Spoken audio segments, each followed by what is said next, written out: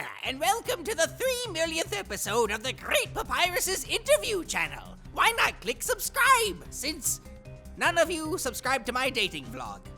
Today I'm on the set of a recent Undertale musical, where I've selected several of your comments to ask. Let's begin with an easy one. Where is FNAF Night 4? What do you think I'm working on? Just testing you. But seriously, someone tell me when Night 4 comes out. Night 4 is, it's supposed to come out on June 17th, but it might be delayed for about a week. It depends on how fast we are. We forgot about E3, and we also got delayed because on Tuesday our cat, Mia Kitty, died. So things are delayed a bit. Maybe. Ah, splendid! I'll have Sans put a note in my underwear to remind me. Next question. How long did this song take to make? AJ came up with this song, the idea for this song, somewhere on Sunday night, and we had to post it around Friday morning. Also, we had an entire day that most of us weren't even here to shoot it. We even shot it once, and it was so bad that we had to shoot it a second time the next day. After all the calculations, that's about 4.5 days. It's as though you do this for a living. What a ridiculous job that would be. Next question. Why is the Gaster mask so terrible? That costume looks like a recycled Slender Man. No, it's not. Slenderman doesn't have a face, and Gaster does. And the mask's not that bad. I mean, if you compare the pictures, they kind of look similar. I'd like to see you do something better. I couldn't have said it better myself. Mostly because my jaw doesn't open properly. On to the next question. Was this edited by a 13-year-old? You know what? I tried. I really tried. I tried to edit things, as well as I can. I've met some very talented children. Next question. Why was Gaster fat? Because I'm fat. There's not much actual art of Gaster. There's not much actual true knowledge of Gaster, so we don't even know if he was skinny or fat. And as a scientist, who knows? Maybe he spent all of his time in front of a computer. I don't know. Perhaps Gaster has eaten too much spaghetti. A quite forgivable offense if you ask me. Next question. Why is Frisk breaking everything? Okay, you wanna know why Frisk is breaking everything?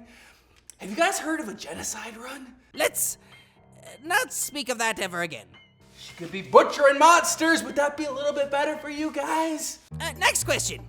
Why was Frisk a girl? They haven't come out to say what they identify as, so it's left up to interpretation. Ah, that seems reasonable. Personally, I identify as a handsome skeleton with very large muscles and a huge subscriber base. Next question. Why was Gaster doing determination experiments? He's a glitch character, guys. He's a glitch character. Glitch characters do whatever they want. Unlike some of us who do exactly what we have to survive. Okay, let's skip that one. How about this question? What did the Wingdings say? The Wingdings, that was a fun addition. While I was doing the visual effects, I was like, I should do something cool with these Wingdings and make them translatable. And I did. I made a bunch of FNAF spoilers, which may or may not be true. Ah, a puzzle! How clever! I can't wait to make Sans solve it for me. If only he weren't so lazy. Oh, here's another question. Why does this song remind me of Phantom of the Opera?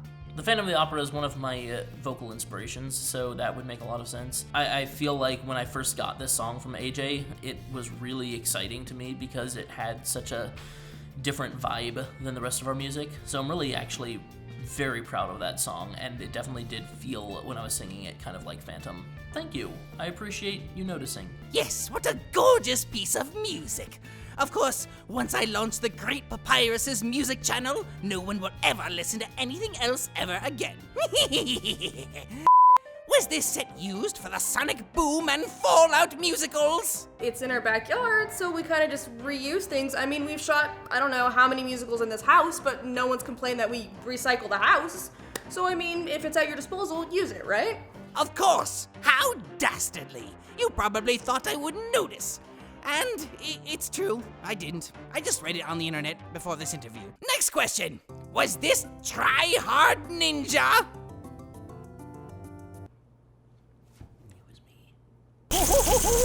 No, it was me.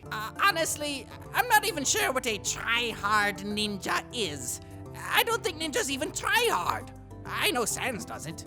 Moving on to the next question. This was so cringy.